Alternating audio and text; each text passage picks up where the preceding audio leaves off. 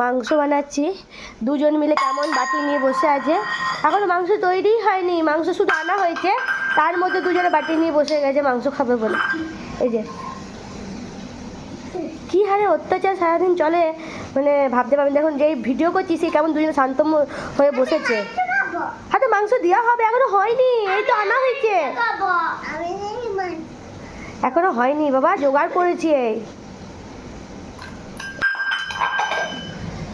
লাস্টে কী করবো, দেখুন এখন মাংস কাঁচা, এখনো কিচ্ছু জোগাড় হয়নি।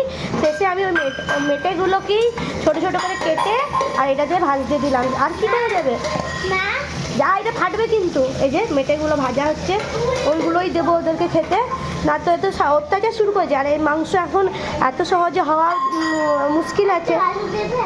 আরে হবে হবে, দাঁড়া হয়ে যাক। ওই বদমাইশি খালি দেখুন। ওই তুই মাংস খাবি না তো, তুই বাটিটাকে অমনি ফেলছিস। খাবি তুই মাংসটা, বাটিটা ঠিক করে রাখ। হ্যাঁ রেখে দাও, রেখে দাও ঠিক করে। হ্যাঁ ও মা আবার নিয়ে বসে পড়লো।